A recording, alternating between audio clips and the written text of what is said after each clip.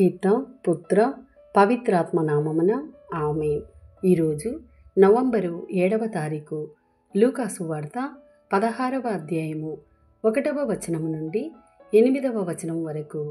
యేసు తన శిష్యులతో ఇట్లు చెప్పెను. ఒక ధనవంతుని వద్ద గృహ నిర్వాహకుడు ఒకడు ఉండెను.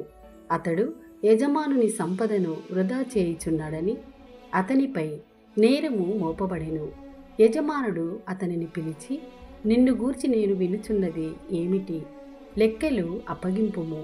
ఇకపై నీవు గృహ నిర్వాహకుడుగా ఉండ వీలుపడదు అని చెప్పెను.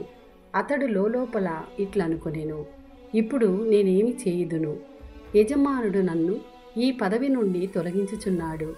శ్రమించుటకు నాకు శక్తి లేదు, బిచ్చమెత్తుటకు నాకు సిగ్గుగా ఉన్నది. గృహ నిర్వాహకత్వము నుండి తొలగింపబడినప్పుడు అందరి వలన ఆశ్రయం పొందుటకు నేను ఇట్లు చేసిదను అని యజమాని రుణస్థులను ఒక్కొక్కరిని పిలిపించి మొదటి వానితో, నీవు నా యజమానికి ఎంత రుణపడి ఉన్నావు అని అడిగెను. వాడు 100 మణుగుల నూనె అని చెప్పెను. అప్పుడు అతడు వానితో, నీ రుణపత్రం తీసుకొని వెంటనే దానిపై ఏపది అని వ్రాసుకొనుము అని చెప్పెను. అంతటా అతడు రెండవ వానితో, నీవు ఎంత రుణపడి ఉంటివి అని అడిగెను. వాడు 100 తూముల గోధుమలు అని బదులు పలికెను. అప్పుడు వానితో, నీ రుణపత్రము తీసుకొని 80 అని వ్రాసుకొనుము అనెను.